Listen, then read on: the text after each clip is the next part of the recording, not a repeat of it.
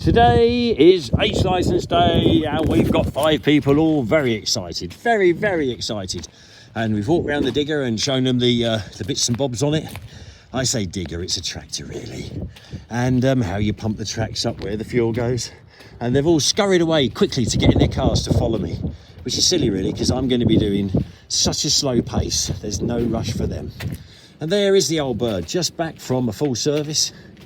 And it should be going slicker than snot on a door handle. I love that X term. And with a 2-year-old running around the house, I'm quite familiar with it. So there we go, the Cat Challenger. Why people take their test in this to drive this lot, I don't really know. But there you go. Nothing to do with me, is it? I don't set the rules. I just make sure the vehicle's tip-top and the instruction and tuition is even more tip-top. Because it's me. Is that a crack in my track? Holy shit-a-roni.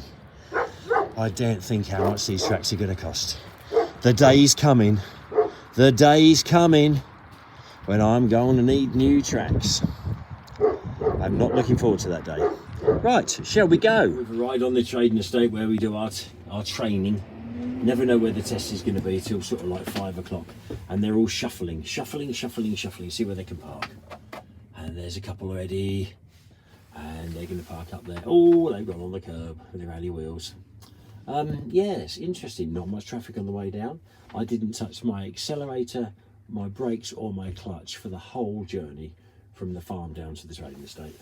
That is just using the gears on the wiggly pole. Don't know what the bottom one is. I think it's an ejector seat. I'm not going to try it. All these other buttons, well, no idea. Absolutely no idea. No idea at all. And that thing down there on the right, it looks like an accelerator. Oh, it's not. It's not. Look, I can't physically touch that. I just can't bring myself to put my foot on that. That's the accelerator just there. That one there. Hand accelerator. And that is probably a decelerator, but that's only been ever pressed twice. And that was Nigel and a bloke called David who used to drive this tractor ploughing, and they both skidded it up the road sideways and nearly died. So, and I was with them. I didn't say anything. I just looked cool. But yes, not to be avoided, that pedal. It's not an accelerator. Well, they're all looking very relaxed, composed. Better go and chat to them. Oh, looking confident. Oh, the fun it is doing a test. Any sort of written test. But a practical driving test is even more fun because you can kill people while you're doing it. How fun. So, who's first? First, who's second? Second, I think you're third. I'm third, yep. Yeah, and then you're fourth, and then you're fifth. We'll keep an order, and it'll be just the same. Power on, Twinkie beacon. Well, start the vehicle, Twinkie beacon, in a routine. It's all about a routine. Let's bash this through so we can get out the cat. That was Aaron's first attempt, and he was sickeningly good, depressingly good. People come along here and drive my big Rella tractor like they bloody own it, better than I do. What's the secret? I've drove track estimators before. Ah, that's what it is. A little bit different, but basically cheating. Scum. Fergal's done very nice, and luckily for Dan, Dan's taught me Irish, so I can understand Fergal perfectly because he comes from Belfast. But before that, I would have had a problem. So thank you, Dan, for all those times I've got confused. Some of it has sunk in. Not much, but some of it.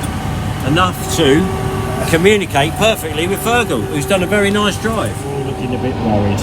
The bit I love is the last person to take the test.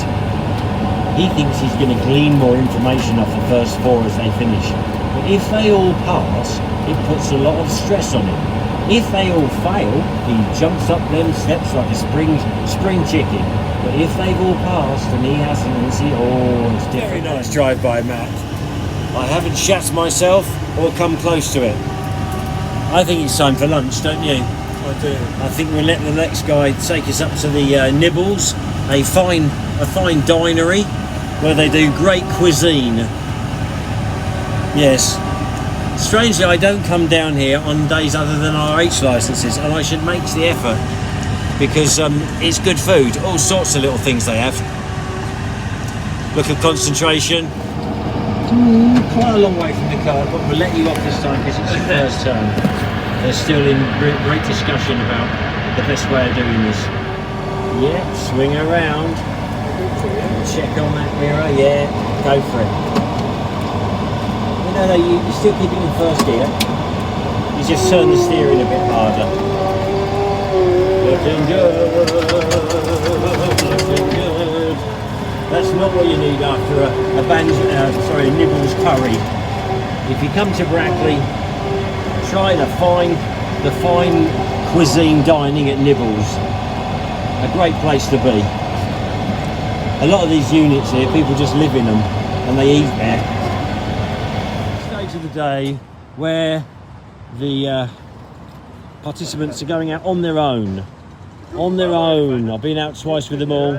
They've all drive pretty good. And now they're going out on their own. This is the time when I get nervous. And you notice there's a lot less traffic around. And people know that this is the time of the day when they're likely to get their cars smashed up. So they basically have Monday afternoon off and go home. And I don't blame them. No one wants to see that thing scraped up the side of their car. Let's see how he does. Is he looking over his shoulder before he pulls away? Because that's the big no. No, didn't look over his shoulder. He is now, but he's already moved. Oh my God, that's the big one. That and touching the curb with the track.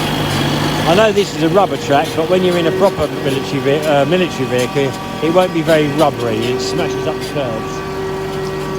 I don't think he looked over his shoulder, do you? Not till after he'd pulled away. Right, well, when he comes up, he has to lay on the floor and we all have to kick him all over. Observation, indicating, pulling over, a little bit of a look over his shoulder. Now he's going to come to a halt. I would like to see the indicator off, yes. I'd like to see him in first reverse. Reversing lights on, looks imminent. Menaced by a little forklift.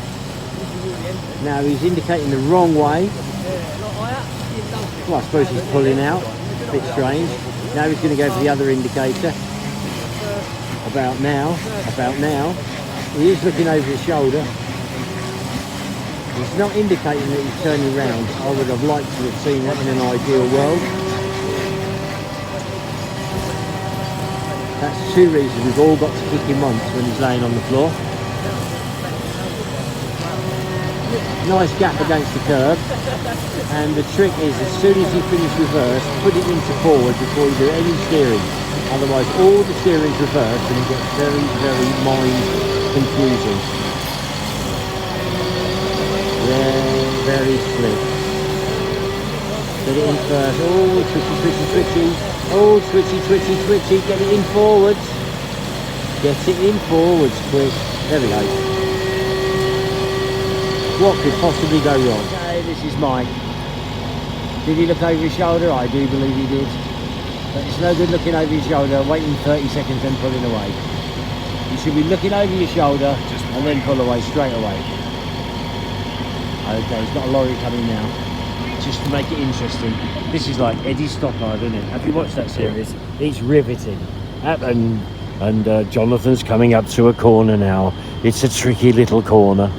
I watched that series for about 4 minutes and thought I haven't got the rest of my life to waste on this. Now, Mike is a very competent driver, but truth is, he failed once. And it was pulling out from behind a parked car. And the rear of his track just touched the curb. Now I thought, well, you know, that's just a minor. No, it's not a minor. It's an instant fail. So he wants to practice that. He pulled up a bit near to the instructor's car, and when he had to pull out, he had to turn hard. Now what he should have done is backed up 5 feet and then come out gently. And watching that mirror that shows you the back corner of your track. People think H licenses are easy. Years ago they used to be, but they are not easy now. Hey, look, a Fiat. Fix it again, Tony. Anyway, let's see how he does. Being a lover of fine art and living in Brackley, it's people like me that appreciate this. I think that's just great. And I might come and knock that little wall down and take it away with me, because that'd be worth a lot of money. Because everyone knows that this guy is a big star. Oh yeah, here comes Mike. He's got to think of a sensible distance so as when he pulls away he doesn't flip the back out and hit the curb. but you don't want to be too far away from the instructors. It's got to be near the curb as well.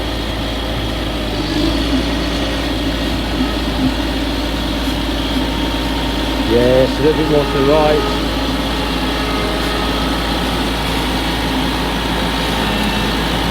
Now, it's all about pulling away without hitting the car, but without hitting the curb. He's going to back up a little bit. He knows, yeah? Not a bad idea. It's a call you can take. If you think the back end's going to swing out too much, we don't want to see it going over that white line. Shame the guy moved to Fiat, that was in a better now. He's going forward and gently turning, and that way he's not swinging his arse out. A technical term. Yes, beautifully done. A nice manoeuvre. Safely home in Big Nelly. And unfortunately the air conditioning, which was gassed up, something failed. And that is hotter than a sauna in there. And there's no windows. So that was a particularly tricky trip home. I nearly fell asleep with the heat. Right, while I've been out gallivanting, the lads have been doing the Chieftain, ready for this big filmy jobby. So let's go and have a look. I've had all sorts of exciting reports about what's been done. Let's have a look. This is the car, the Monty Day. You should be coming this Saturday. It's a beauty. Who wouldn't run a German car over like that with a Chieftain tank? Ho, ho, ho. Right. Right, let's have a look. I can hear the night crew already started. They've already started. There's me chain, specially done. And we have got... Okay. Unusual number plates like I've never seen. But looking pretty good.